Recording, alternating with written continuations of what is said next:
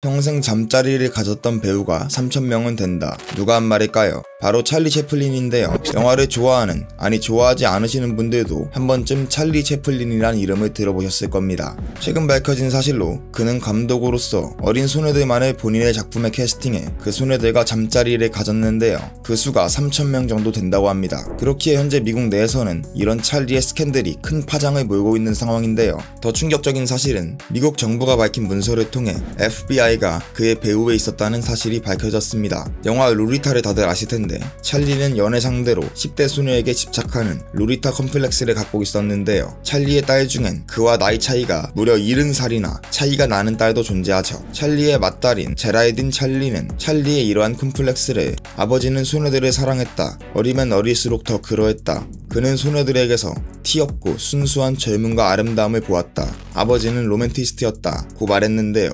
찰리는 4번 결혼, 3번 이혼하여 11명의 아이를 두었는데 이들은 모두 당시 아역 배우였으며 찰리는 사극에서 병아리를 잡아먹는 독수리라는 명칭이 붙어질 정도였죠. 11명이나 되는 자식을 남기게 된 데에는 찰리 특유의 행동이 한몫했는데요. 충격적이게도 그는 고무 알러지가 있다며 관계 중에 단 한 번도 낀 적이 없습니다. 찰리는 어떻게 165cm라는 비교적 작은 키를 가지고도 3,000명의 배우랑 잠자리를 가질 수 있었을까요? 찰리가 훌륭한 배우였다는 점도 있지만 그가 영화 감독을 맡으며 어린 여자 아이들만을 노려 꼬시는 데 집중했기 때문인데요. 그의 첫 아내는 13살 차이의 연하였습니다. 그는 아내가 16살일 때 첫 결혼을 하였습니다.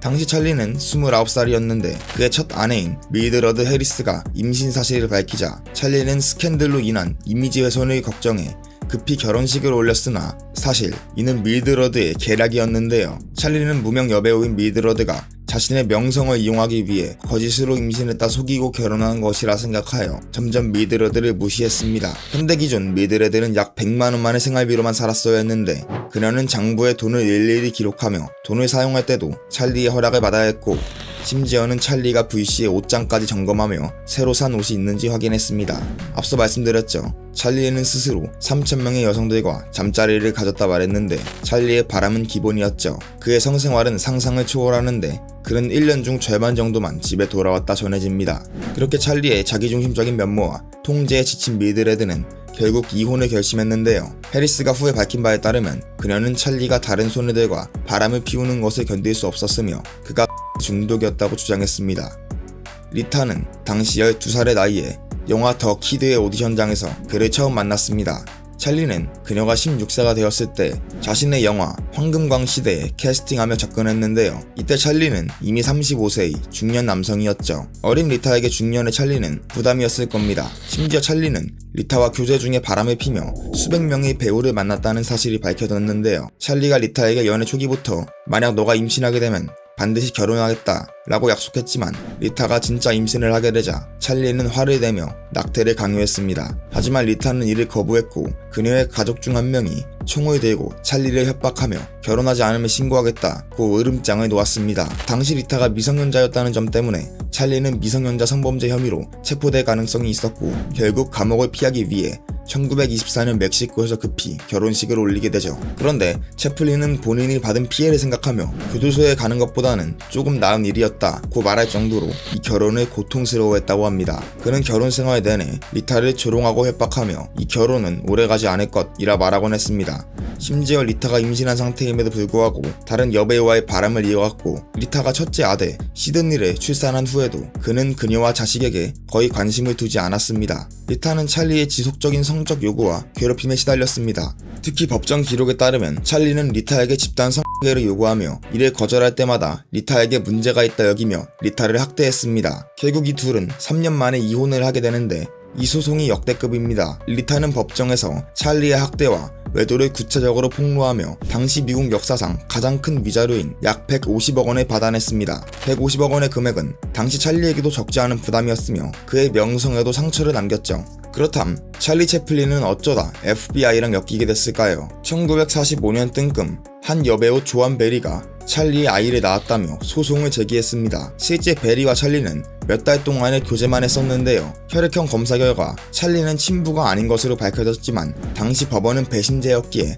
찰리를 아이의 아버지로 인정했고, 결국 찰리는 판결에 따라 그 아이가 21세가 될 때까지 양육비를 주며 부양해야 했습니다. 그 이후로 찰리는 미국에서 추방되기까지 하며 그의 커리어는 완전히 몰락하게 되는데, 최근 이 과정에서 FBI가 개입했다는 문서가 사실로 밝혀졌습니다. 당시 FBI 국장이었던 에드거 후버는 막강한 영향력을 과시하며 당대 유명 인사들까지 한 손에 쥐고 흔들었는데요. 하지만 찰리만큼은 자신의 마음대로 할 수 없었고, 찰리와 이별 후 찰리를 직무하게 된 베리에게 찰리를 매장할 수 있게 도와달라 부탁했죠. 그렇게 FBI는 그의 과거와 현재 행동을 샅샅이 조사하며 그가 미국 사회에 해를 끼칠 수 있는 인물이라는 프레임을 만들어냈습니다. 특히 찰리가 영화 위대한 독재자를 통해 독재와 파시즘을 비판한 이후 에드거는 찰리의 공산주의 연관성을 조사하기 시작했으며, 베리와의 재판을 통해 그를 음란하고 비도덕적인 인물로 몰아가는 데 활용했습니다. 재판 과정에서 그의 과거 연애와 스캔들이 폭로되었고, 언론은 이를 대대적으로 보도했죠.